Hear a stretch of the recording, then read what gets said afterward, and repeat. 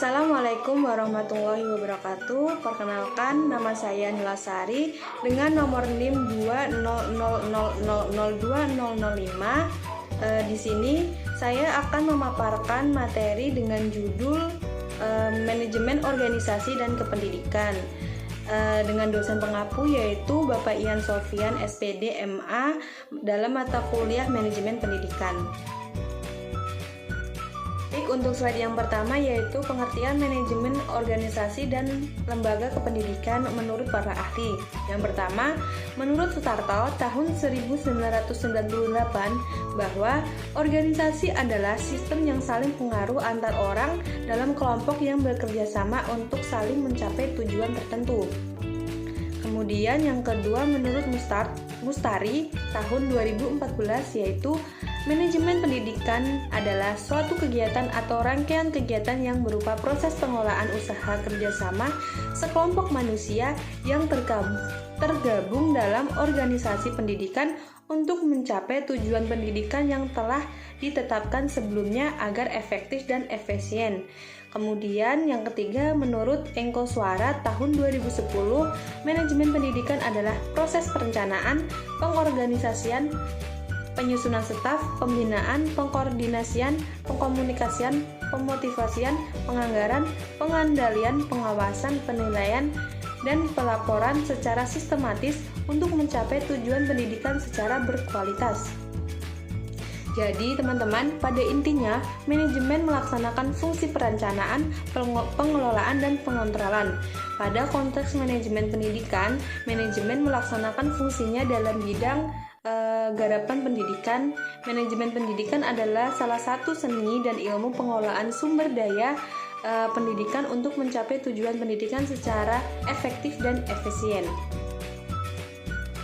Untuk slide yang selanjutnya yaitu jenis manajemen organisasi dan lembaga kependidikan.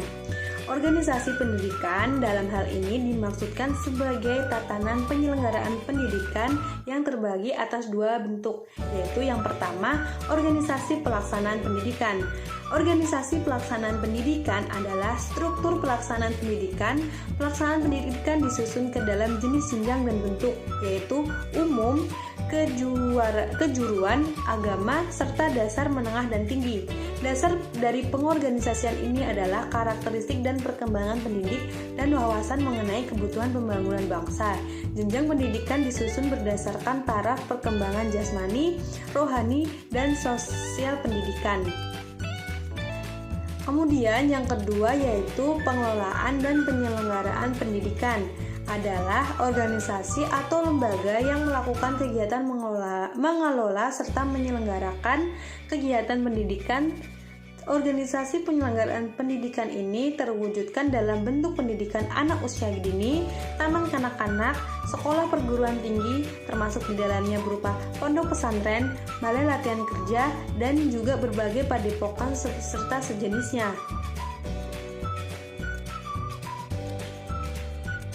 Baik, untuk yang selanjutnya yaitu pengaplikasian manajemen organisasi dan lembaga kependidikan. Lembaga pendidikan merupakan badan atau instansi baik negeri maupun swasta yang melaksanakan kegiatan mendidik. Dalam pelaksanaan kegiatan pendidikan pasti mempunyai tujuan dan cita-cita. Untuk demi mewujudkan cita-cita dan tujuan tersebut perlu adanya pengelolaan yang tepat supaya proses pelaksanaan pendidikan dapat berjalan secara efektif dan efisien. Dengan adanya manajemen dalam suatu lembaga pendidikan, diharapkan mampu memberikan arah pencapaian kinerja secara terukur dan sistematis sehingga diharapkan dapat berjalan sesuai dengan cita-cita dan dari pendidikan itu sendiri. Penerapan manajemen dalam lembaga pendidikan salah satunya yaitu terbentuknya manajemen berbasis sekolah. Apa sih manajemen berbasis sekolah itu? Manajemen berbasis sekolah atau yang biasa disebut dengan MBS merupakan konsep pengelolaan yang ditunjukkan untuk meningkatkan mutu pendidikan di era desentralisasi pendidikan, di mana tanggung jawab dan pengembalian keputusan terhadap pelaksanaan dan penyelenggaraan sekolah telah diserahkan kepada kepala sekolah, guru-guru, para orang tua siswa, peserta didik atau siswa serta anggota komunitas sekolah lainnya. Pentingnya manajemen berbasis sekolah dalam penyelenggaraan dan pengelolaan sekolah yaitu dapat meningkatkan akuntabilitas kepala sekolah dan guru terhadap peserta didik, orang tua siswa, dan masyarakat. Kemudian, ada pun komponen dan aspek-aspek manajemen berbasis sekolah yaitu 1. Komite sekolah, 2. Rencana pembangunan jangka menengah dan rencana pembangunan tahunan, 3. Adanya sistem keterbukaan dan pertanggungjawaban, 4. Kemandirian, 5. Pembagian wewenang dan tanggung jawab, 6. Pengembangan kurikulum dan pengajaran, dan yang terakhir 7. Pendidikan dan tenaga kependidikan yang profesional, yaitu di mana perlunya pendidikan yang profesional demi terlaksanakan fungsi pendidikan dengan baik yang memperhatikan etika profesi agar mampu menguasai peserta didik secara bijak dan tepat. Slide selanjutnya yaitu pengelolaan manajemen organisasi dan lembaga pendidikan di lapangan. Dalam organisasi, suatu susunan dan garis-garis kekuasaan serta tanggung jawab itu dapat menentukan bentuk dan sifat organisasi itu secara keseluruhan untuk mencapai tujuan.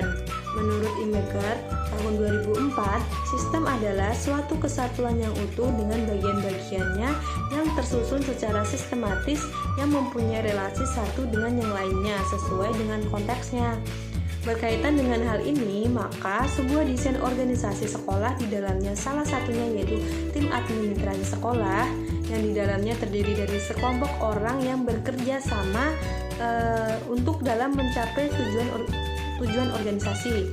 Tim administrasi ini bukan pegawai tata usaha sekolah, tetapi merupakan pihak-pihak yang bisa mengambil kebijakan berkaitan dengan manajemen sekolah untuk membantu pengelolaan di lapangan. Mengembangkan prosedur kebijakan sekolah, memecahkan masalah-masalah umum mengenai sekolah, dan memanfaatkan semua potensi individu yang bergabung dalam tim merupakan tujuan utama dari tim administrasi.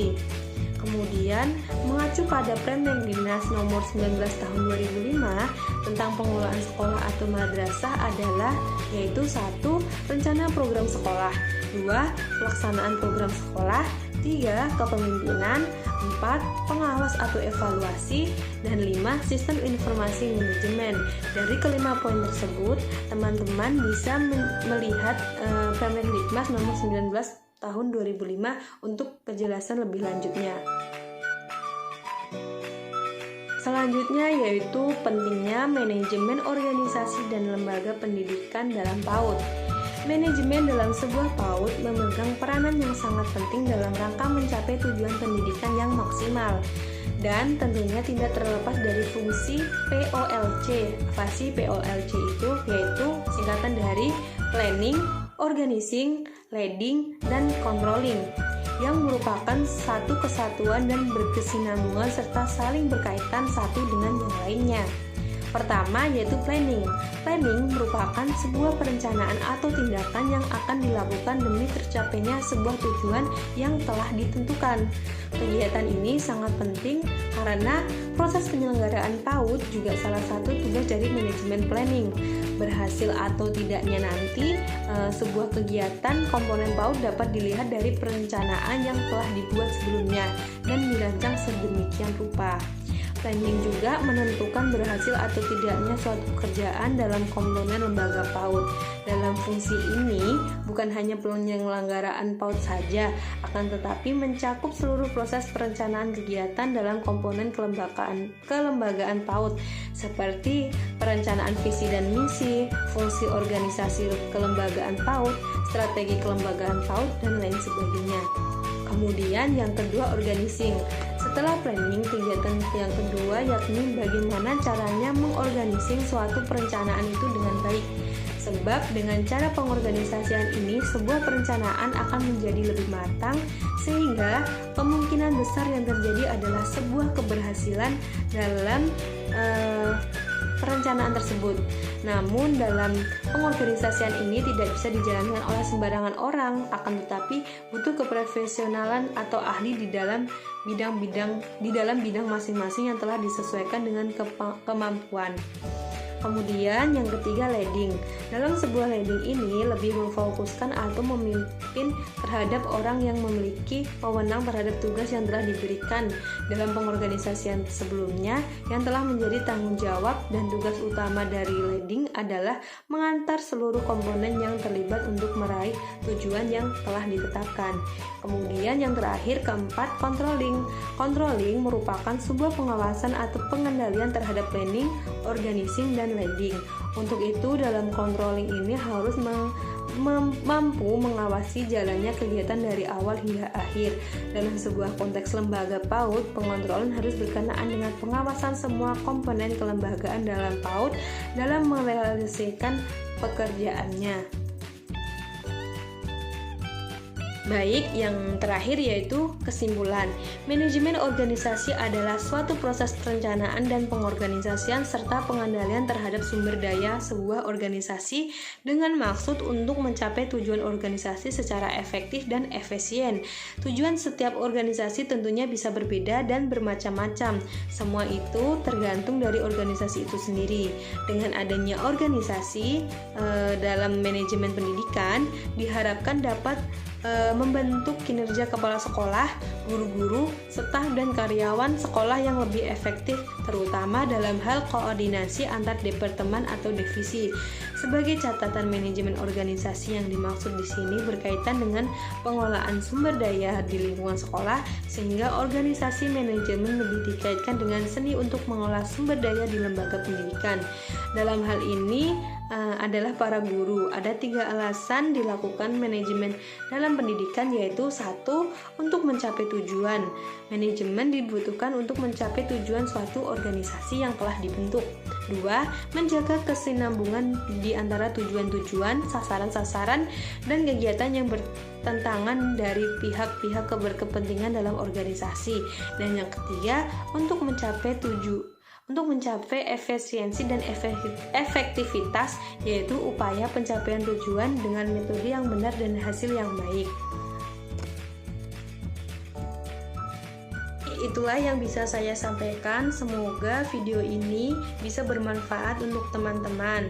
Apabila pemaparan materi saya banyak kurang dan lebihnya, saya mohon maaf.